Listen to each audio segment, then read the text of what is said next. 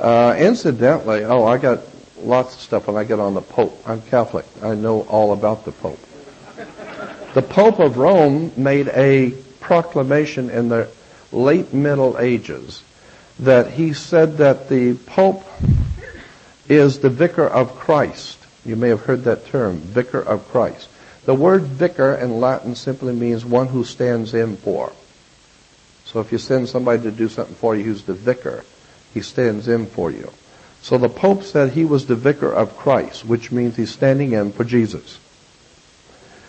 Consequently, the idea is that God created the whole heavens and the whole earth, and he owns everything on it. And so therefore he turned it over to his son, Jesus, his son. But since Jesus isn't here, somebody's got to run this place. So since Jesus isn't here, the Pope said, I will be the vicar of Christ. I'll stand in for him till he gets back. Now when he gets back, I'll turn over the whole world to Christ. But until he gets here, I'm in charge, okay? As long as you understand that, we're going to do just fine.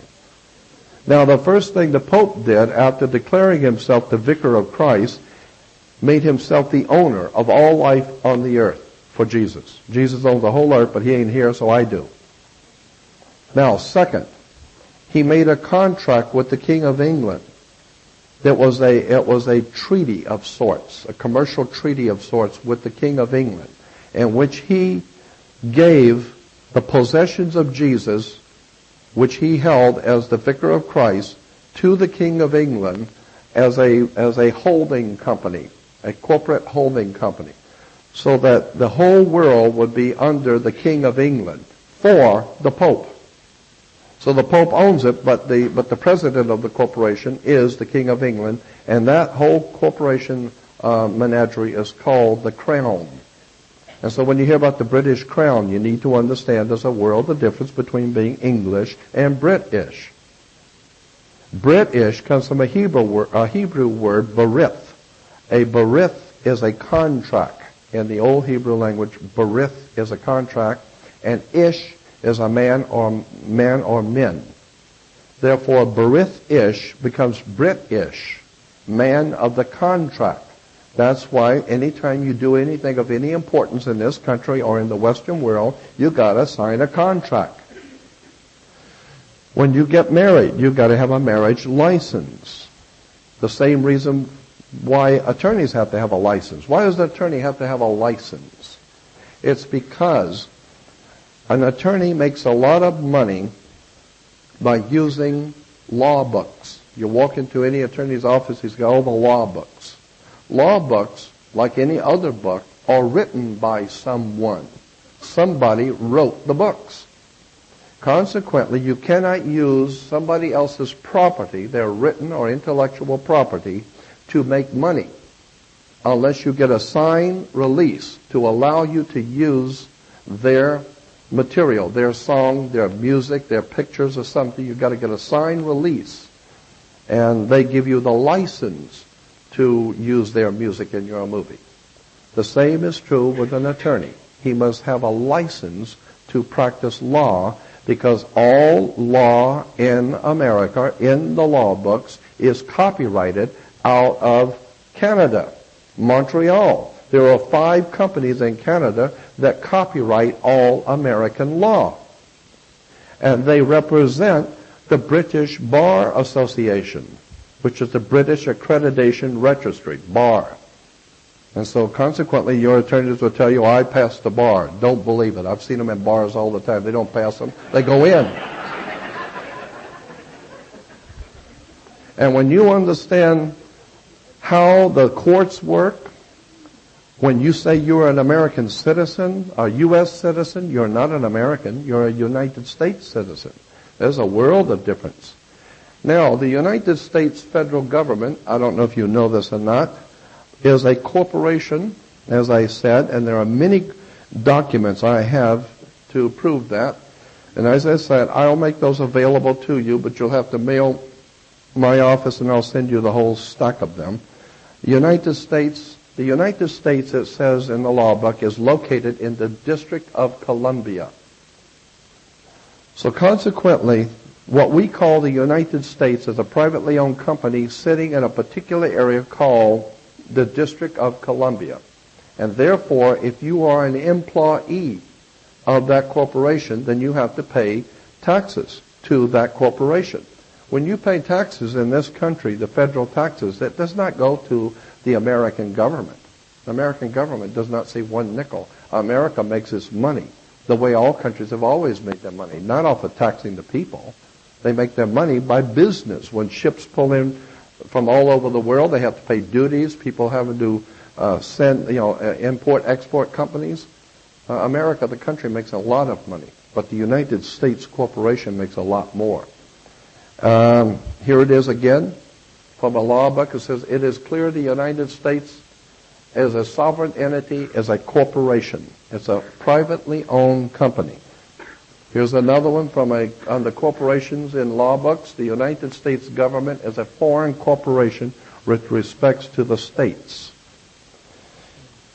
Citizens of the United States do not enjoy citizenship rights. They are United States citizens, not American citizens.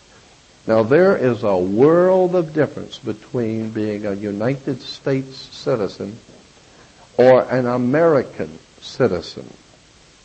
Because before 1868, there was no such a thing as a United States citizen. There was a United States with the U and the S, small letters, and then America was capital letter. First letter was capital. United States of America. America's the country.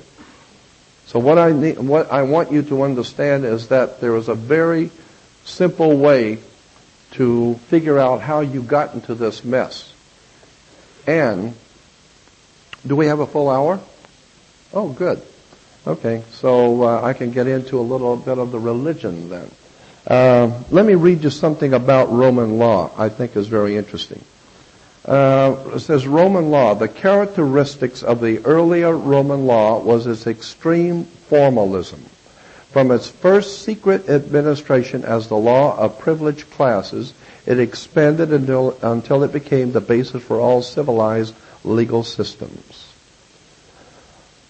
The principle of Roman law, again, the characteristics of earlier Roman law was its extreme formalism. If you don't say things right in a courtroom, you fill out the papers absolutely flawlessly correct, it don't work. It's extremely formal. But it goes on to say, from its first secret administration as the law of privileged classes, it expanded until it became the basis for all civilized legal systems. So the real law, there's two laws out there. The law you think you understand, and then there's the real law, which is maritime admiralty. And that's for the privileged classes. That's on a need-to-know basis, and they don't figure you need to know. Let me go back to this subject that I'm fascinated with, and that is the old ancient religion of the planet Saturn. Saturn, first of all, and the reference works will tell you that there was a symbol that was associated with Saturn worship in the ancient world. It was two triangles interlaced, triangle up and a triangle down, and it was called the Star of Saturn, Saturn star. And today we call it the Star of David. No, the Star of David, there was no King David. The Star of Saturn. And Saturn in the old Phoenician Canaanite system was not called Saturn, it was called El, E-L. And consequently, El, if you were a worshiper of El, and you were leading the worship in the church for El, the old ancient Hebrew god El, the planet Saturn, you would do it on Saturn's day. So you go to tempt El on Saturn's day. And therefore you would be an elder. You are now an elder. How? How did you get to be an elder? Because you were elected. That's why you have an election. And now because you have been elected and you are an elder, you're now one of the elites. Right? You can go up a little higher now with the elevator. Because you've been elevated. This is where it comes from. And how did you get to be one of the elites? Because you were elected by the elders. Because they had the juice, electricity, the juice, the cash flow. This is why the judge rules from the bench. The bench is a bank. Where do you find a bank? You find a bank on both sides of a river, called river banks. What do river banks do? They direct the flow of the currency. This is why churches are divided by denominations, 50s, 100s, and 20s. This is very serious stuff. In this country, we have within our borders people who are so ill-informed, ignorant, and so downright stupid. They have never done any homework. They go along to get along. They don't read anything. If it wasn't for sex, drugs, and basketball, they wouldn't have anything to entertain themselves with.